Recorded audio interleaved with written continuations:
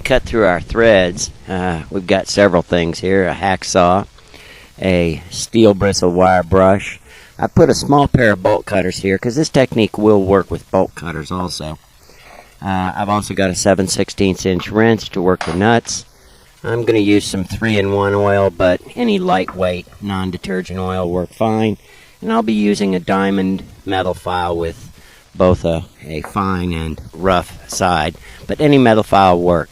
You can do this with your bolt cutters, but today we'll be using a hacksaw because this is a 1/4 inch bolt and the cutters might crimp it down and get it out of round.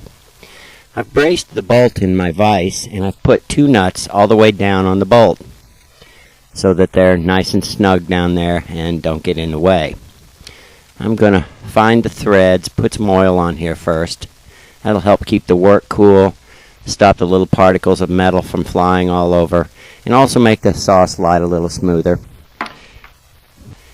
Put your saw into the groove that you want. The threads are not flat straight across, they're at a slight angle, so you'll be cutting across through the threads. And just work this across back and forth until you get the top off, which we time-lapsed there for about 15 seconds. And then brush it off with a steel brush to get any loose debris out of your way. Now right now you can see on the left-hand side of your screen there's a nubbin sticking out, piece of steel. We're going to take that fine file and tilting it in a little bit, we're going to bevel that off.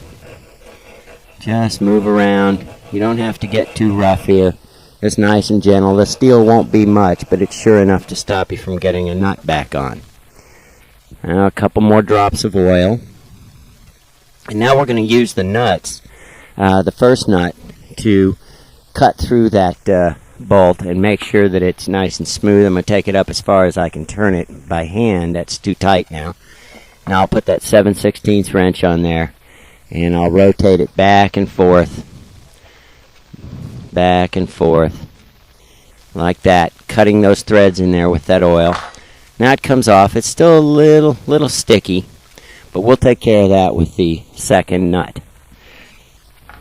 Unscrew the nut up to the top where you feel it start to catch, and then just rotate it back and forth to smooth those threads out.